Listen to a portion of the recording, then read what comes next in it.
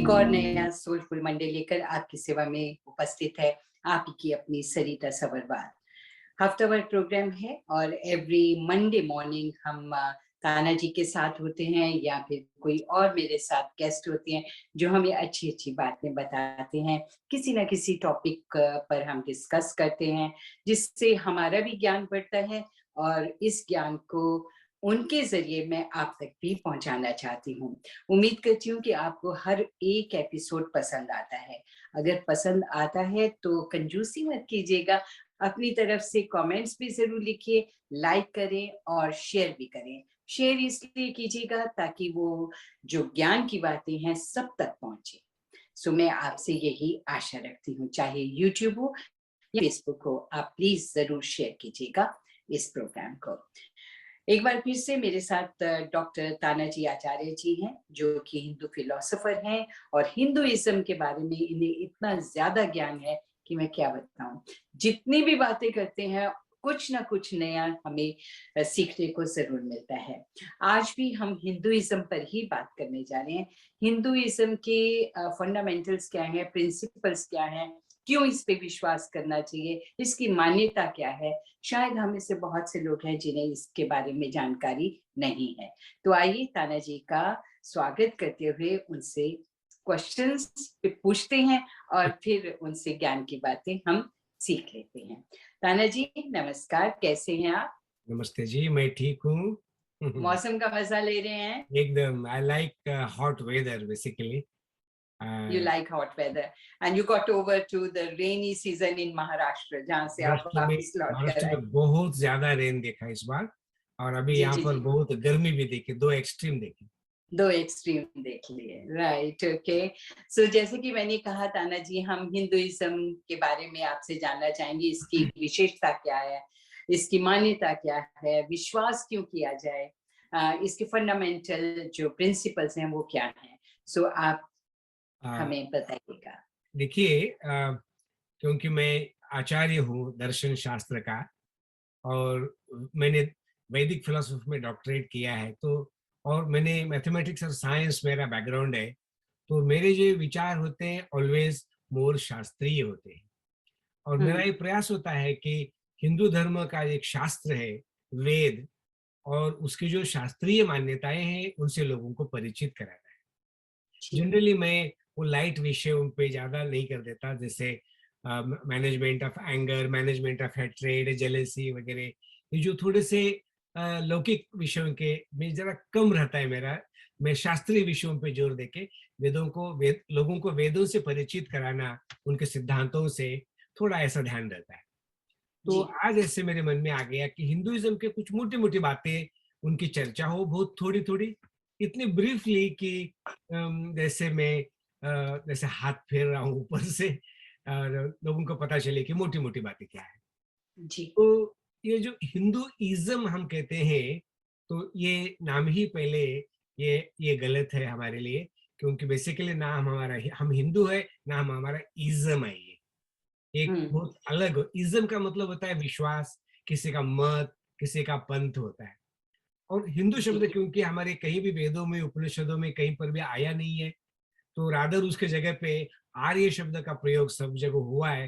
जैसे कृणवंतो विश्वम आर्यम, तो वो सारे संसार को आर्य बनाने की बात है। हमारे देश का नाम आर्यावर्त है क्योंकि वहाँ आर्य लोग रहते थे। तो ये सब बातें देखें तो बेसिकली हमारा जो है, हम हमारा धर्म का नाम क्या है, वैदिक धर्म और आर्यों का धर्म, ऐसा है। बट धर्म राइट इटसेल्फ एक ऐसा शब्द है, ऐसा कि वो ना तो कोई इज्म है, ना कि किसी व्यक्ति का विश्वास है, बल्कि उसका आधार जो है फैक्ट है, और मॉरलिटी है, और शाश्वत नियमों के ऊपर आधारित होता है। जैसे जी हमारे जो जिसको धर्म कहते हैं, उसका सबसे पहला आधार ही होता है सत्य। नहीं सत्यात परो धर्म। तो सत्य जी कोई किसी का मत या विश्वास नहीं है, ये सबके लिए एक ऑर्डर है, एक एक एक फैक्ट है। इसलिए हम सबके लिए वो इटर्नल है, और इसलिए हम धर्म को सनातन कहते हैं। और वो सनातन धर्म क्योंकि वेदों में बोला है, तो वैदिक धर्म ऐसा कहते हैं, क्योंकि वेद और धर्म और सत्य दोनों ये अलग नहीं है, इसलिए उसको सत्य सनातन वैदिक धर्म ऐसे ऐसे हम कहते हैं। तो हिंदुइज्म या उसको वैदिक धर्म का जो आधार है वो ज्ञान होने के कारण, क्योंकि वो ज्ञानवादी है, सत्यवादी है, उसमें विश्वास नहीं है बल्कि ज्ञान है। और वेद शब्द का अर्थ ही ज्ञान होता है, तो ज्ञान जो है सबसे पहले हिंदू धर्म का अर्थात वैदिक धर्म का आधार है।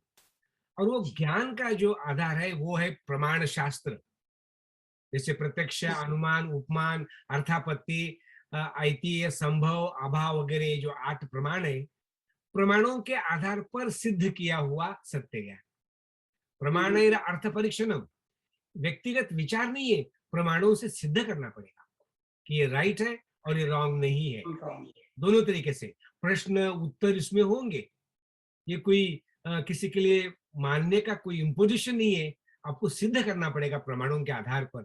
और प्रत्यक्ष प्रमाण सबसे बड़ा है।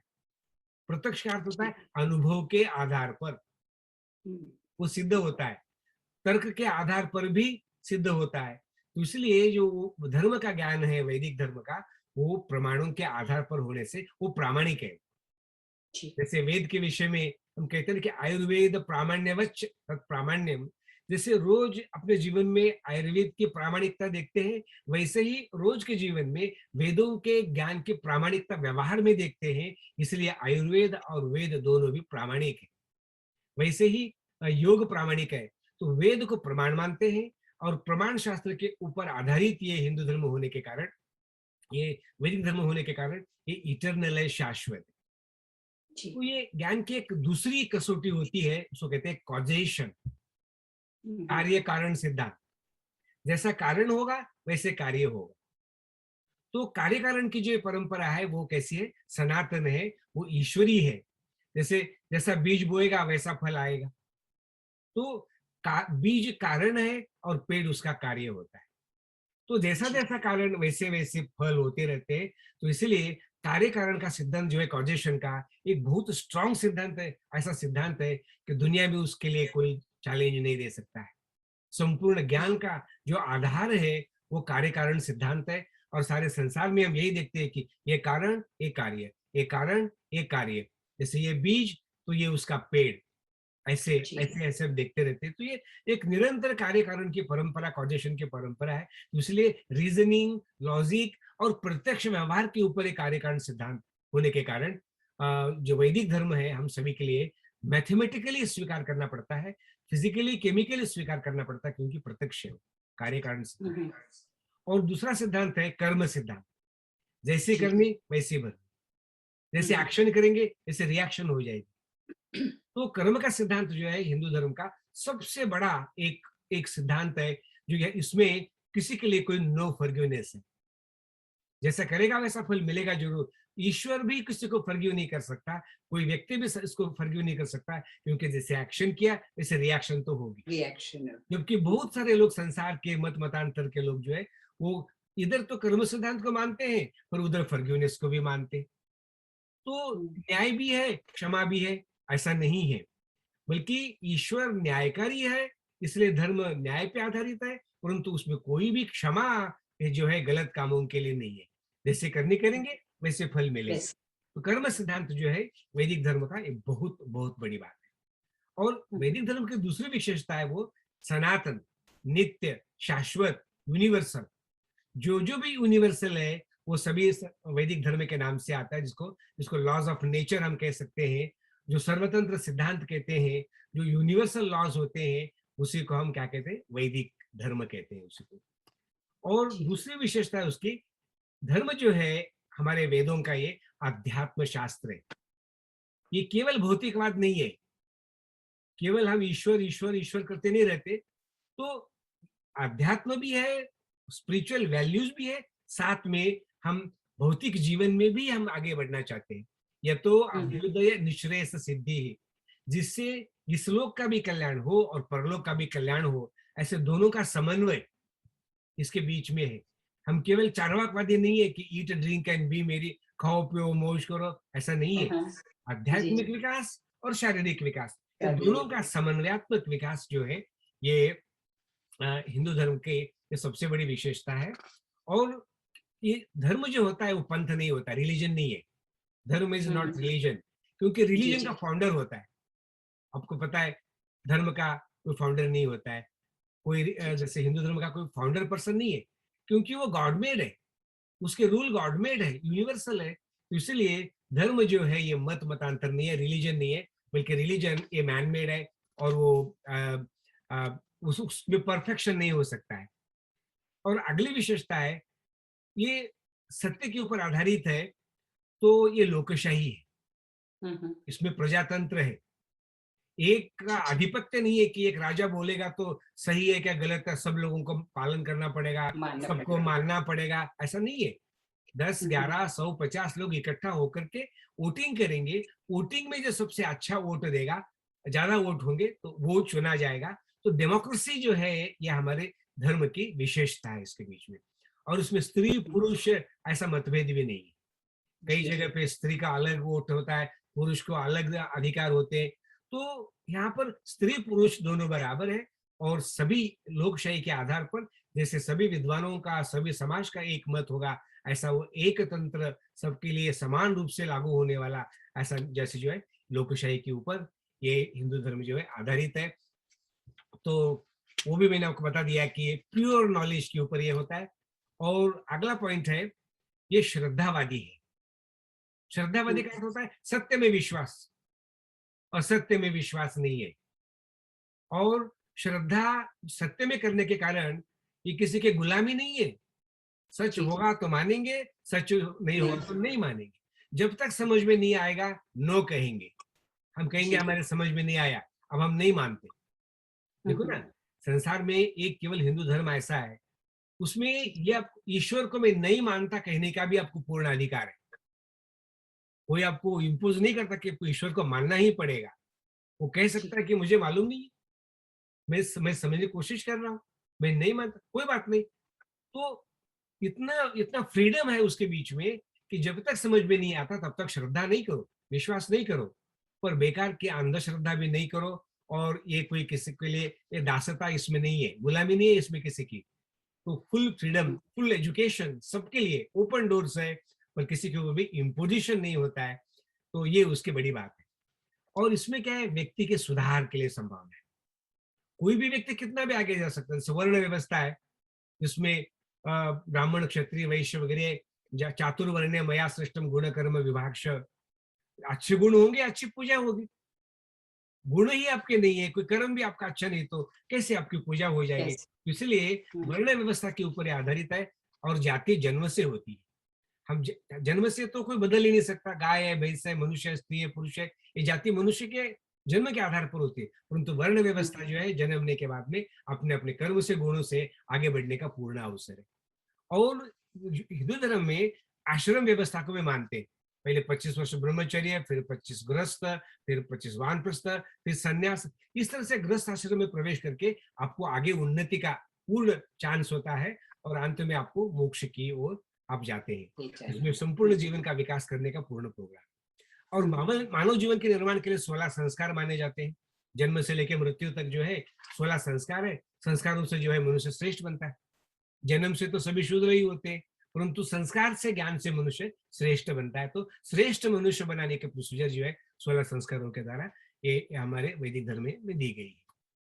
वैदिक धर्म को और वेदों के धर्म को समझना हो तो ब्रीफली मैं कहूंगा ये यज्ञवादी है।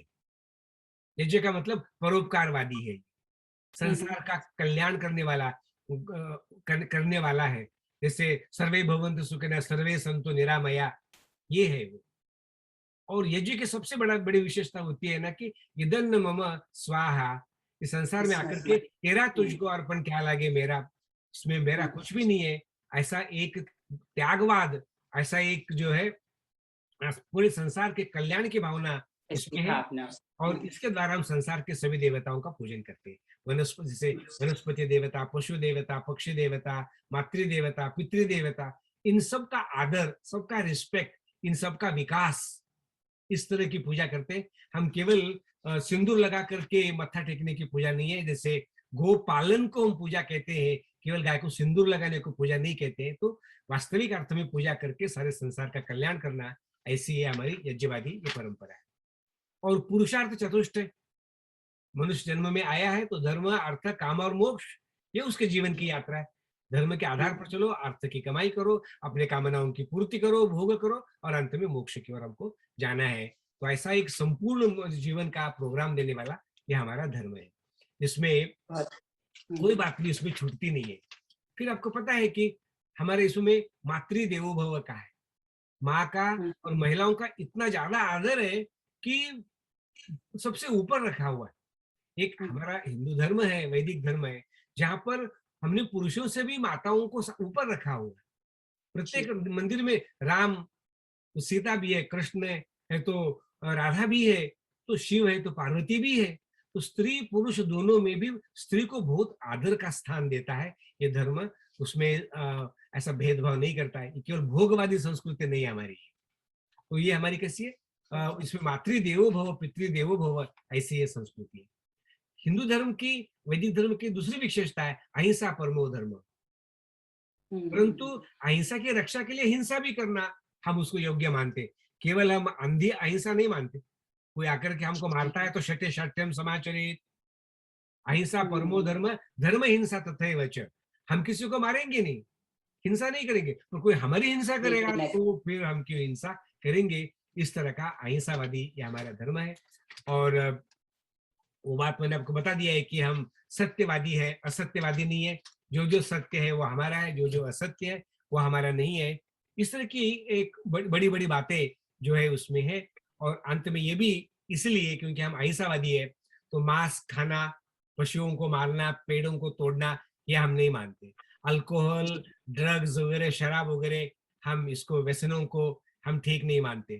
तो एकदम सात्विक व्यवहार हो और संसार में जो है सबका विकास हो, शांति हो, इस तरह की जो एक आचार प्रणाली, विचार प्रणाली है जो नेचर के साथ मैच करती है। हम तो कहते हैं कि वैदिक धर्म क्या है, नेचुरल है। बी नेचुरल, बी रैशनल, और वही वेदों का उपदेश है। तो हम धरती माता के साथ, निसर्ग माता के साथ में हम अपने जीवन को जोड़े और संसार में सबके साथ जियो और सबको जीने दो। इस तरह से सभी श्रेष्ठ मनुष्य बनो, औरों को भी श्रेष्ठ मानव बनो, ऋषि बनो, देवता बनो, संत बनो। ऐसा एक हमारा ये वैदिक धर्म है, जिसमें व्यक्तिगत विकास का भी है। अष्टांग योग के द्वारा हम, आपको पता है, सब कुछ यम नियम आसन प्राणायाम, एक कितनी सुंदर प्रणाली है। आयुर्वेद जैसा एक नैसर्गिक शास्त्र हमारे पास में है। तो ये सारी की सारी बातें देखा जाए तो एक इतना श्रेष्ठ उत्कृष्ट ये धर्म है। इसके आधार पर चलेंगे तो मानव जीवन का निश्चित उद्धार होगा।